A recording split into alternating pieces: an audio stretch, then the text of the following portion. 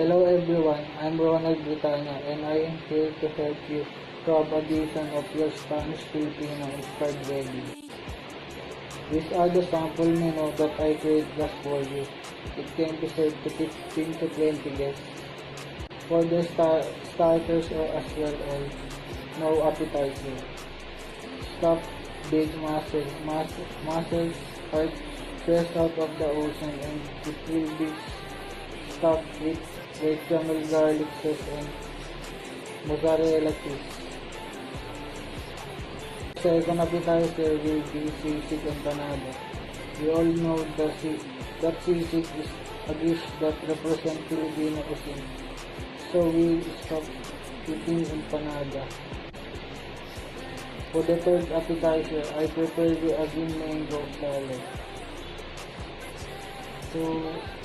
To clean your palate, it is mix of unripe mango coconut, beans, and spring onions. It will be loose with lime dressing, consisting of 3 dishes that will surely your guests will be never forget. Number 1 is lechon. Lechon is the most awaited dish for every event, but that is our first main course. It is roasted whole pig and charcoal that will be cooked for many hours. Second main course will be kare-kare.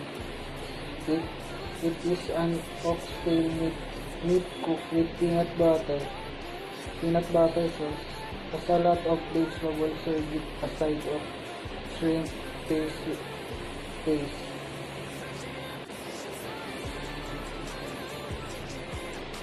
The last main course that will be a serving is seafood paella. It is saffron infused paella is loaded with mussel, clams, and shrimp.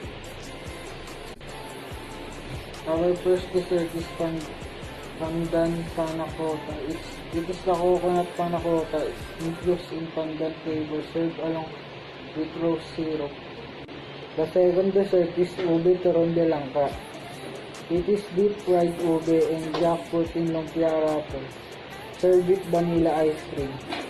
This is my vision of our dream catering. It is alongside of the ocean, or it can be in the garden also.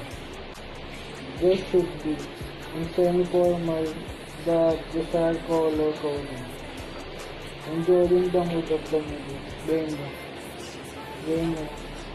As an open airways like window and doors.